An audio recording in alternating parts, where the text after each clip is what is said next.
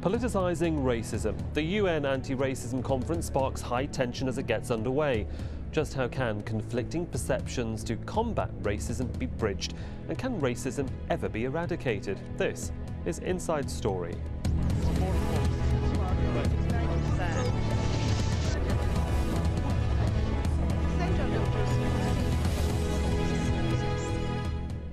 Hello and welcome to the programme. I'm Sahil Rahman. Boycotts, walkouts and accusations of racism. The review of the UN World Conference Against Racism is underway in Switzerland. It's already seen some of the world's leading nations refuse to take part, raising questions over its ability to have a global impact. Bethan Howe reports. Celebrations at the start of an international conference against racism. Delegates from across the world are in Geneva to review collective goals set out in Durban in 2001. But there have been some notable absentees from this supposed world conference. The United States, Germany and Israel are among the countries boycotting the meeting. They say they have concerns over some conclusions reached in 2001, namely that the conference would single out Israel for criticism. Their concerns were met as Iranian President Mahmoud Ahmadinejad delivered a speech to rapturous applause. But as he talked, others walked. Following World War II, they resorted to military aggression to make an entire nation homeless under the pretext of Jewish suffering. And they sent migrants from Europe, the United States and from other parts of the world in order to establish a totally racist government in the occupied Palestine.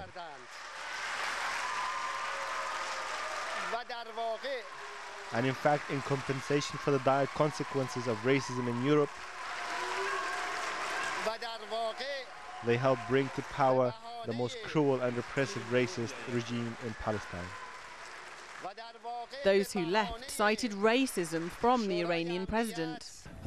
We believe that remarks of that nature have no place at a United Nations conference which is designed to address racism and not to propagate it. Conference organisers say despite the Iranian president's words, their final draft resolution should satisfy even those who walked out. They say it won't single out Israel and it pledges that the Jewish Holocaust will not be forgotten. Even the UN Secretary-General suggested that those who had concerns over racism at the meeting should have attended to argue their cases. Some anti-Ahmadinejad protesters had already tried to make their mark on the conference on Monday. But it's the exodus of the dozens of delegates that has now raised the question of how effective this review conference can be, with so many key players out of the picture. Bethan Howe for Inside Story. Well, joining me are my guests in Tehran, Said Mohammed Mirandi, Head of North American Studies at the University of Tehran. In Geneva, Ramu Damodoran, spokesperson for the UN Conference on Racism. And in New York, Shai Franklin, Senior Fellow for United Nations Affairs at the Institute on Religion and Public Policy. Ramu Damodoran, can I come to you first in Geneva? Has the conference been hijacked by President Ahmadinejad's comments, and does this cause any problems for a final communiqué on Friday? I don't think so. I think there was a sense of general disapproval at some of those comments, but the very next speaker, the representative of Norway, brought the debate back on track. And since then, since yesterday afternoon, all the speeches that we've heard have really been constructive and looking forward rather than backward or on tangential issues. The communique or the outcome document, as it happens, is already under final negotiation, and there's some talk it might be adopted as early as this afternoon. So I don't think there'll be any impact upon that at all.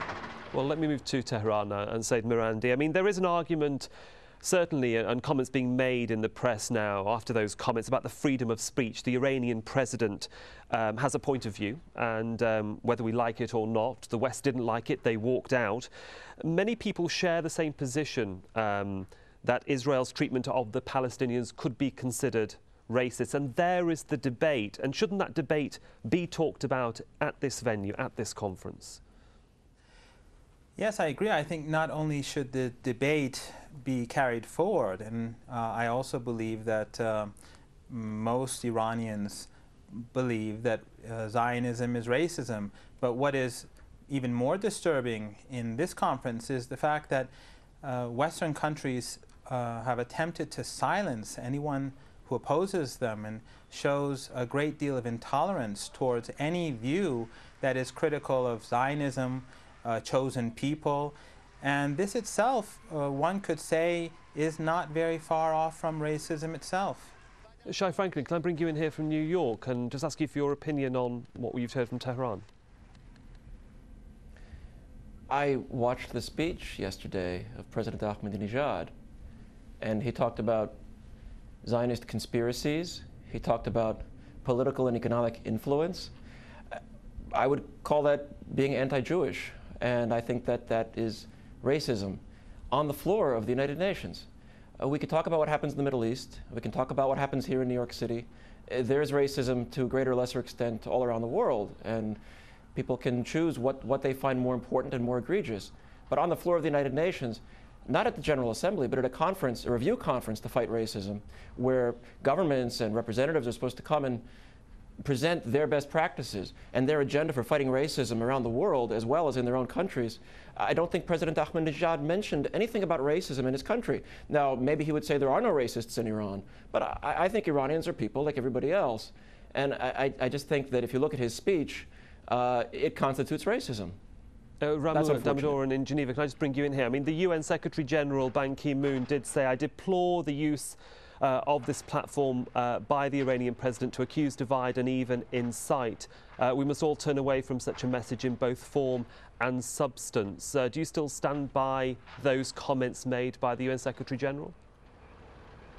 Oh, absolutely. I think that we have to be quite clear that, I think as Nelson Mandela put it very eloquently in his message in the morning, that this conference cannot be held hostage to political posturings in which the people most affected by its outcome simply have no direct interest or investment.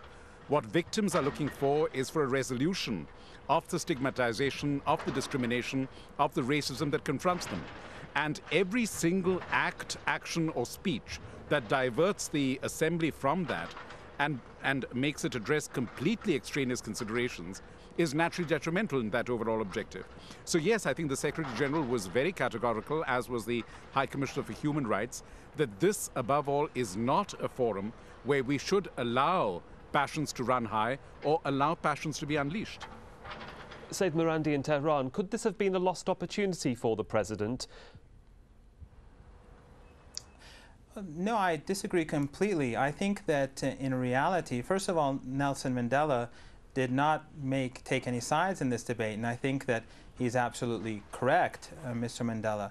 But we also have to keep in mind that the Secretary General is chosen by the major powers, and therefore he is not a person who can stand objectively and take a look at the issue fairly. President Ahmadinejad's statements were definitely not anti-Jewish, they were anti-Zionist. And anti-Zionism means being against an ideology which believes that there are certain people that are chosen by God and a land called Palestine belongs to them. I'm sure that in Iran there may be racists, but Iran is not a racist state. It's not a country that is owned by a chosen people, and I don't think other countries in the world are either. Israel can be compared to the apartheid state of South Africa, and Iran opposed apartheid South Africa when the United States supported it and considered Mr. Nelson Mandela a terrorist. And today the Iranians support the Palestinian people who are being treated like animals, like subhumans by the Israeli regime. And I think that Iran has a duty to support them. This is one of the worst cases of racism in the world today.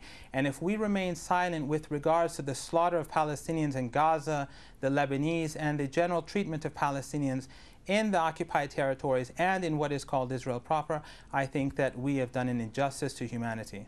Shai Franklin, can I just bring you in here? I would prefer not to respond to those specific charges. This is not supposed to be a half-hour show about the Palestinian issue. It's supposed to be a half-hour show about the review conference. If you look at the speech, which Al Jazeera did carry yesterday, all major networks around the world carried the Ahmadinejad speech, I think the speech speaks for itself. And the language that he's using, regardless of the political explanations that we can give for it, the language fits into classic anti-Jewish conspiracy theories. It's offensive to me. It's offensive to those 23 European delegations which were making an effort to attend the conference despite misgivings. A number of European countries did not show up. plus the Australians, Shai, I would have to also share with you, Shai, that of course, you know, this isn't a debate about the Israeli position as such, and it is a wider conversation about the UN conference itself, which is why I suppose we needed to get into this subject about this particular area, this particular focus, and then widen it out. And therefore, I will say that history has taught the globe and the world that sometimes religion and faith has been used to single out a particular group at any one time. And if we put the Jewish experience to one side and we look at world history, religion has been used in terms of partition of India in 1947. Their religion was used too. The Rwandan genocide of the 1990s, and some might even say Darfur. I mean, personally, do you think that we can ever get away from trying to solve the problem of racism? Do you think racism can be solved in our lifetimes? You know, sometimes the best way to inoculate against a disease is using cells from the disease itself. Religion is not the disease. Religion has been misused. And I think that there are people in Iran and there are people around the world, including the United States and Israel, who seek to use religion to promote peace. Because that's the real reason religion was created, whatever religion it might be. I think every religion is that way. It's unfortunate that minority religions are persecuted, or people are persecuted on the pretext of religion. But there are many positive and proactive efforts to use religion in a positive way, to bring people together. I don't think that the speech yesterday accomplished that. I don't know if that was President Ahmadinejad's goal or not, but I don't think it accomplished it. I think that, as Ramu said, other speeches at the conference, even though I think for some good reasons perhaps the United States and other countries are not attending, despite that, there are some very constructive discussions going on at the conference. The United States, I think, made a decision that it could not be a constructive player at this kind of a conference with the outcome document as it is. And that's a decision that every government has to make. But that doesn't mean that the cause of fighting religious discrimination and religious hatred, or hatred and bigotry of any kind, has been necessarily set back. I think every day is an opportunity. Well, just hold that thought for a moment. We'll take a short break, because when we come back, we'll discuss the fight against racism in a diversified and multicultural world. Do stay with us here on Inside Story.